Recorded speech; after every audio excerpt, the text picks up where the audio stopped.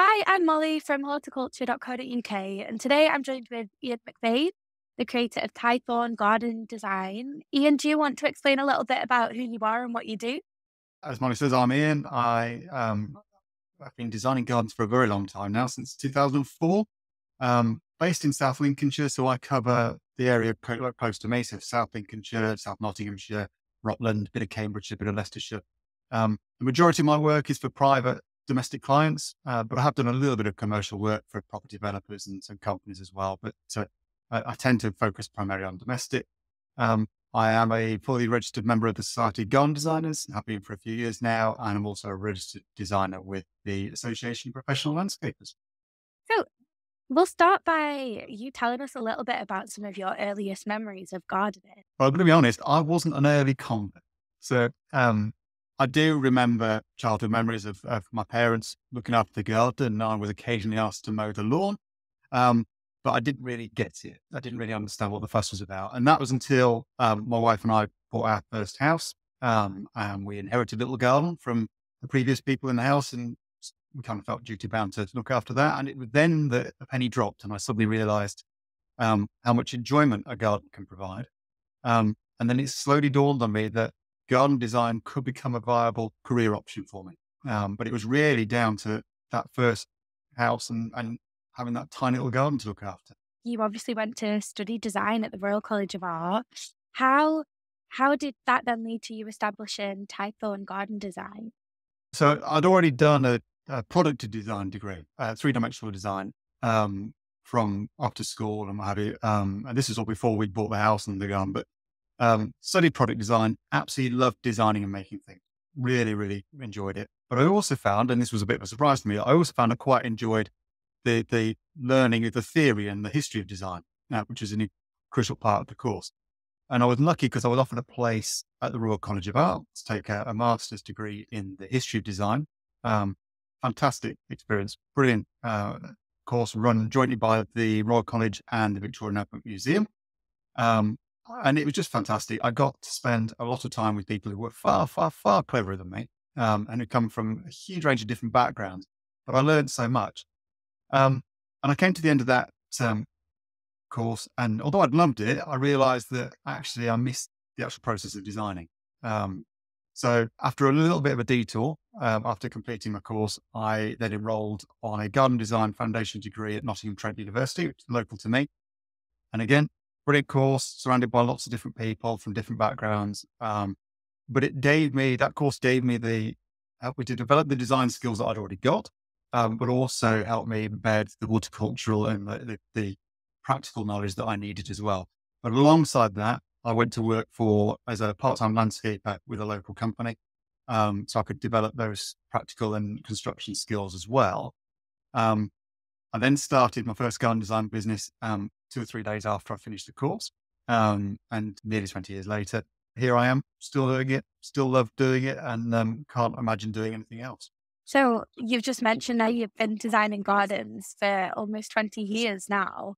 How has the landscape of garden design kind of changed over the years, and how have you adapted to those changes? Well, I think the thing that's probably changed most is customers' aspirations. They've evolved so far. So I think people now want so much more from their gardens. They want them to do more than they generally did in the early 2000s.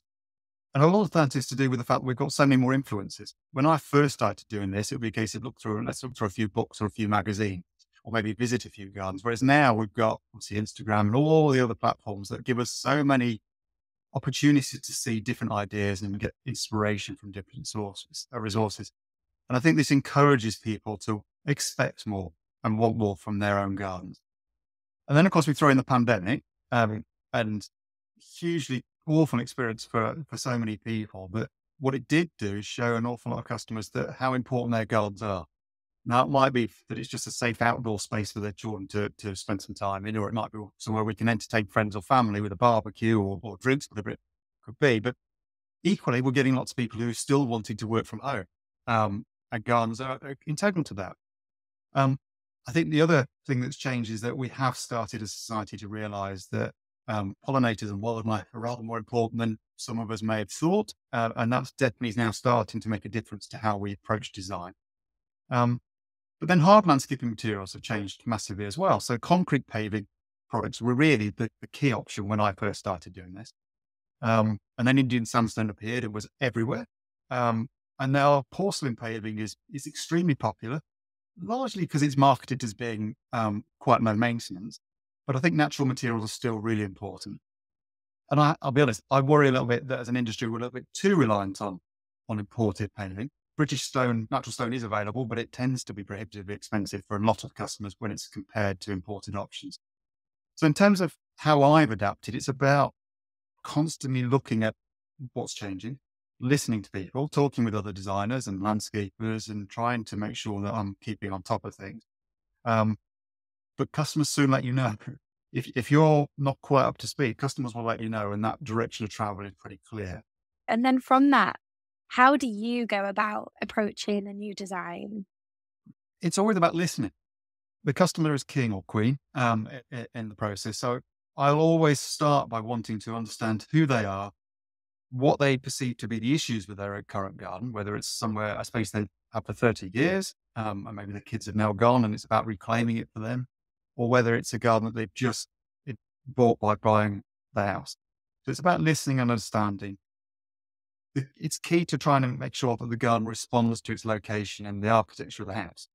But the primary aim should always be, in my view, to create the garden that will deliver solutions to the customer's requirements. Now, that might be about dealing with a level change. It might be with dealing with privacy. It might be dealing with an area that gets waterlogged, particularly at the moment with the weather we've been having. But it's about understanding their issues, their problems, and finding solutions for that. Above all else, it's trying to make sure that the plants are always the star. Beautifully laid paving is great, but it's never going to delight in the way that really glorious planting can. So plants kind of take over and create the space and make it feel like a garden. You talk about the plants being the star. Have you got any favorite plants to work with, especially in your planting designs, and why are they your favorite? Yeah, absolutely. So I try and have quite a varied palette of plants, obviously, and you adapt according to the location and the situation and what we're trying to do with the customer and also their requirements. The vast majority of people I work for want low maintenance. And there's a conversation to be had about, okay, what does low maintenance mean and what does that look like in reality? So I tend to like to have a good solid backbone of shrubs. So not too many evergreen because the seasons are really important. This year's quite late with the autumn color, but it's lovely when you start to see that come through. So seasonality is important. And then we balance that with lots of perennials that are going to give the color and the interest, particularly at the times of year when we're likely to want to spend more time outside.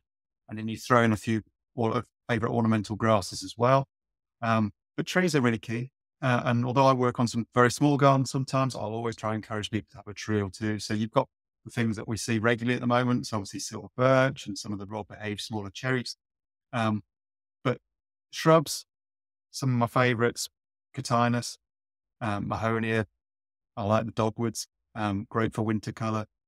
And then perennials, lots of salvia and alchemilla and these sort of things. The one plant I pretty much always include is fennel, bronze fennel.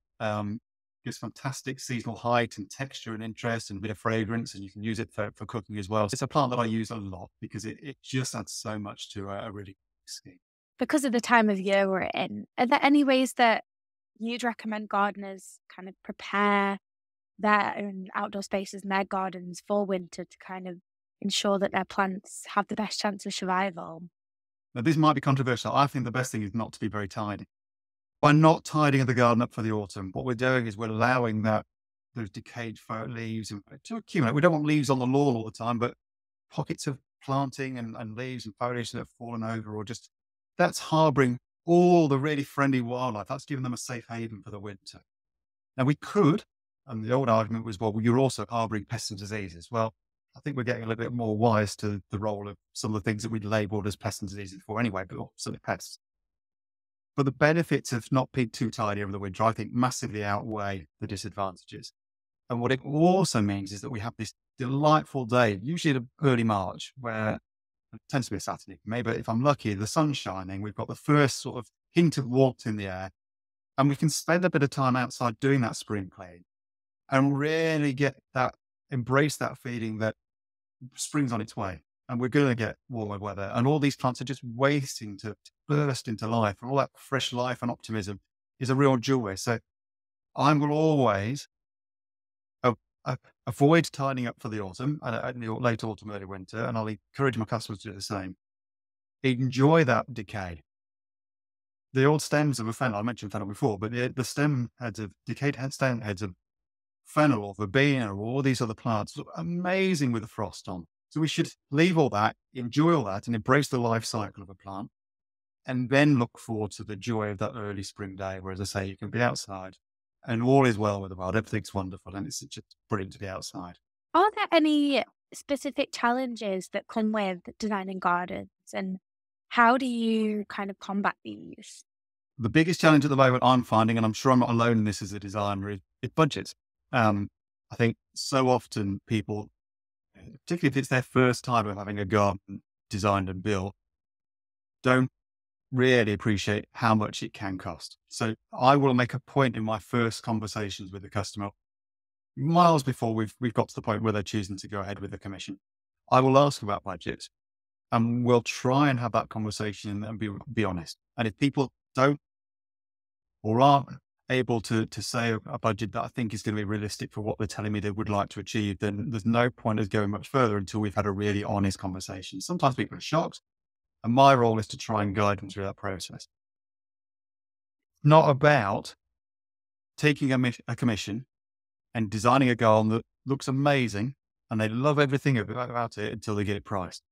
That doesn't do anything for the customer, doesn't do anything for my reputation, doesn't do anything for my personal satisfaction.